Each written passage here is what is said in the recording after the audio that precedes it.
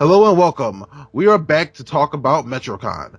And today we are going to tell you about last year's MetroCon anime human chess match. Just to give you a update and what we'll be seeing and this year and why you'll be seeing it. Yes, the event that so many nerds flock to every year in order to see their favorite character get brutally murdered by someone else's favorite character. Then we go the very next year without fail. It's like we're gluttons for punishment or something. The anime chess match at MetroCon is very different from your run-of-the-mill chess match that you see at most conventions. It's a really big scripted event with lots of drama, action, and actual metal weapons. With a well-written script and an overarching plot that stretches throughout each year, it's able to pull you in just as though you're watching a movie. And we're here to give you a quick synopsis of the narrative for last year's match, so that you can better understand what's going on this year. As the plot did reset at the end of last year's match, we will only be talking about last year's match. So without further ado, let's jump into the anime chess match of 2014, Old versus New. The scene starts with Desmond coming through the portal with the apple. As Grey Fullbuster, Erza Scarlet, and Laura Croft attack him, he must defend himself. But while fighting over the apple, Kayaba manages to gain control of it and uses it to mind control Desmond. But Raiden comes in at the last minute and stops him from controlling everyone else. I guess just because you're God doesn't mean you have to be punctual. So Kayaba decides to use the power of the apple to summon his avatar Heathcliff, who he uses in the game Sword Art Online. Because Jesus Apple.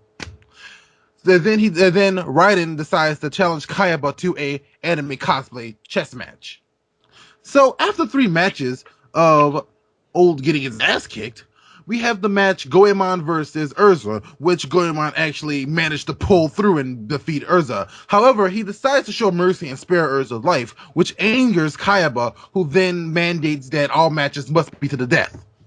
After 2 more losses on Old's side, Technomon finally wins 1 more for Team Old, but is left weakened as Kayaba forces Desmond to kill him. But Desmond starts to resist, leading to him fighting his assassin ancestors inside of himself, ending with him being able to free himself from Kayaba's control.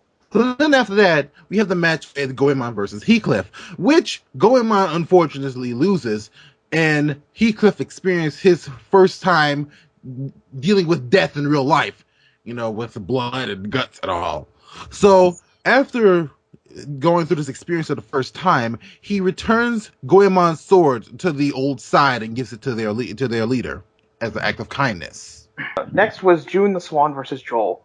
After a battle, June just finally tells Joel to run away and don't return, kind of like Simba. Joel runs, and then new Dante just shoots him in the back. But old Dante comes in, well, because he's a better Dante anyway, and starts fighting new Dante, killing Vampire Hunter D and the Sailor Scouts in the process. After winning 2 battles and losing just the same, Desmond fights Levi and Laura Croft and gains 2 wins for the old side. After that, in the Brooke versus Heathcliff battle, Heathcliff betrays Kayaba, stating that giving him life also gave him choice. With no one left to help him, Desmond assassinates Kayaba, prompting Kayaba with his final bit of strength to use the apple to summon Hades, god of the underworld. Ken, June, Raiden, Heathcliff, and Desmond fight Hades and are able to win, but not without the loss of Ken and June. But all is not lost, as Heathcliff uses the apple to bring everyone back to life, destroying the apple in the process. Everyone deserves a chance to truly live. Everyone deserves a second chance.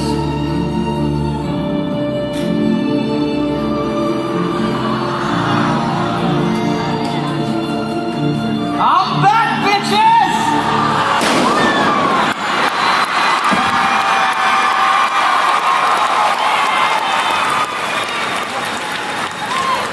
Well, maybe not everyone.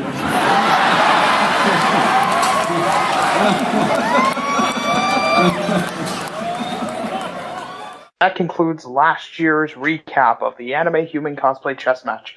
Join us this year at the Anime Human Cosplay Chess Match this Saturday and Sunday at MetroCon. See you then.